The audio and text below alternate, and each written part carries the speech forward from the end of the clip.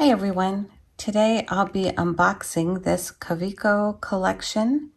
This one is a limited edition in the Iridescent Pearl. This one is for 2022. So I'm trying to just get the ones that I think I would like to pair with a specific ink. So there is a specific Sailor ink that I'm wanting to pair this one with, that we'll load it up with today. But first I thought I would just show the pen itself. Collection means it's a limited edition, so it's also written on here. So instead of just saying Kaweco Sport, it actually says Kaweco Collection on it here. Now this pen, when you initially unscrew it, it comes with a standard blue ink cartridge from Kaweco, but like I mentioned, instead I got a Sailor. It's super tiny. It's a what do you call it? It is a piston to go inside of it. It is super tiny, but I opted for this instead of doing the ink dropper method in this, since it's such a light barrel. I didn't want to stain it with any ink colors. And since it is a limited edition, I really didn't want to mess up the inside barrel. So as you can see, it's, I don't know, you can kind of translucent, you can kind of see through it.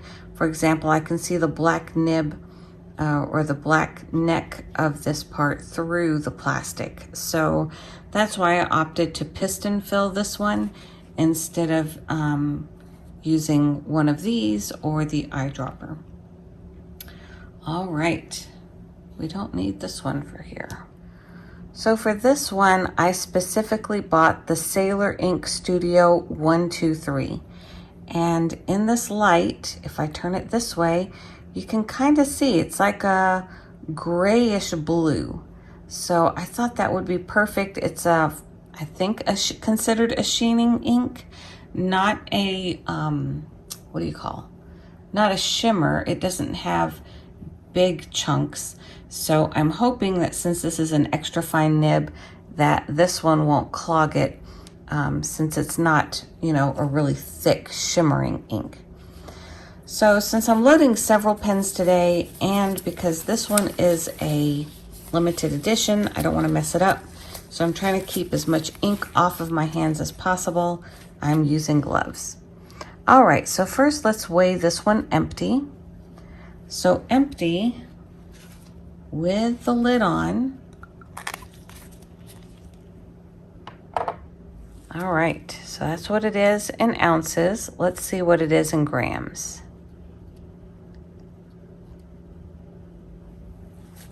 So in grams, it's about 9 grams. Now for this particular one, I did also want to add, this one is called the Deluxe Clip. Let me turn it this way. Yeah. So I will be adding this Deluxe Clip to it as well. Let me see if the camera can really pick it up. So you can see the details on it. It's just really pretty. It has the logo right here and on the other side, and then the brand name right here. So my idea with this one is I like to match what's on my finial up here.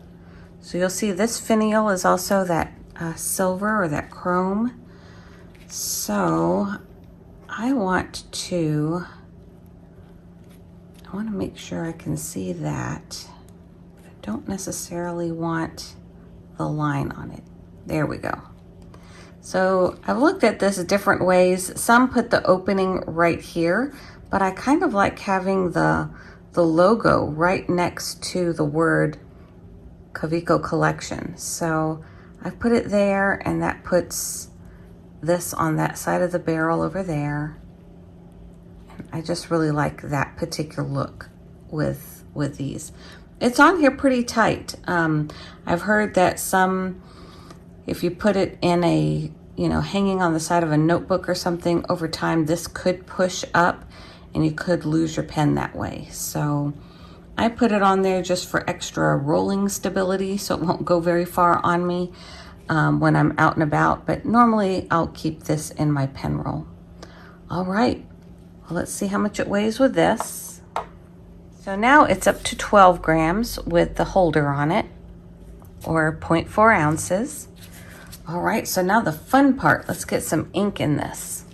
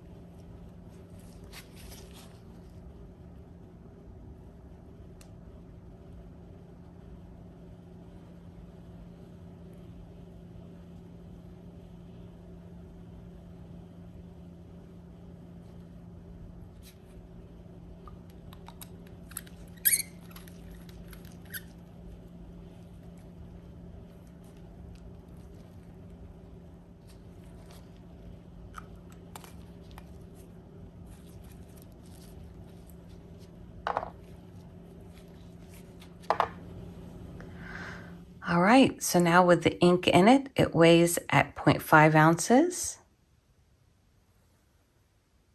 and at 14 grams. So it still stays very, very light.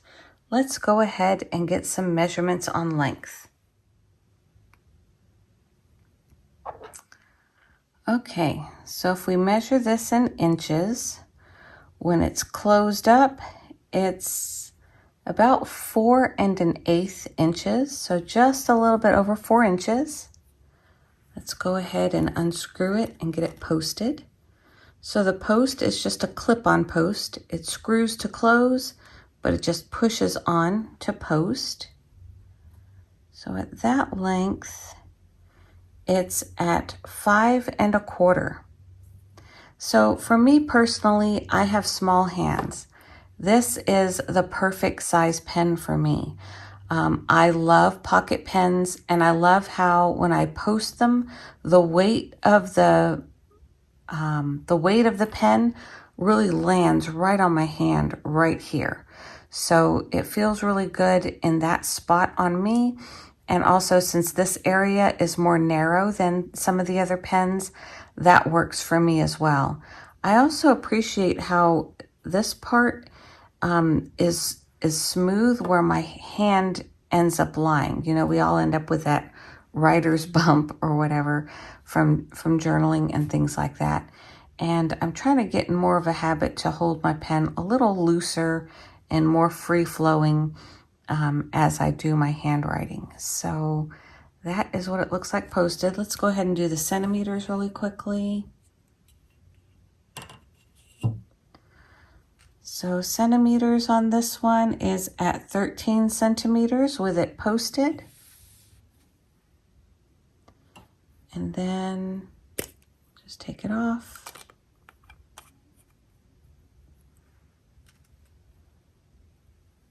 And here it is 10.5 centimeters when it is closed up. So really, really pretty. All right, so now let's get some writing samples done. So to do my writing samples on camera, I got this Tomoe River paper in an A6. This one is made in Japan. Really, really pretty Tomoe River paper with a very faint I don't know if that's gray or if that's blue gray, but it's a really pretty dot grid. So let's see how this one does. So I'm trying to give it a few moments. I don't really like to shake my fountain pens, so I'm just trying to give it a few moments to really get into the feed here. When I load pens with a piston like this one, I do load the ink, push it out, and then pull the piston again. That tends to help me get the feed loaded a little more quickly. So this one might be ready to go. Let's see.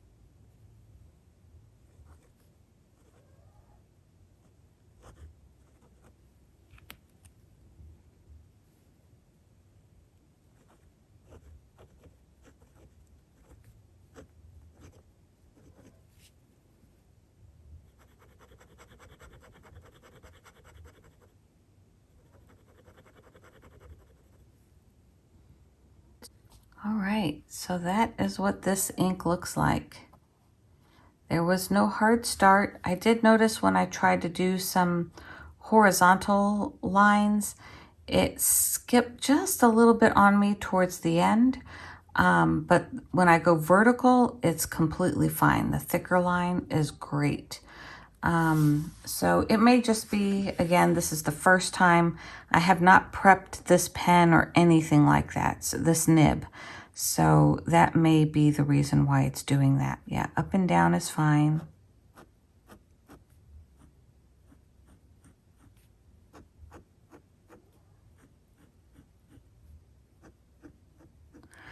So again, this one is an extra fine nib. So to me, it feels a little scratchier than some of my others.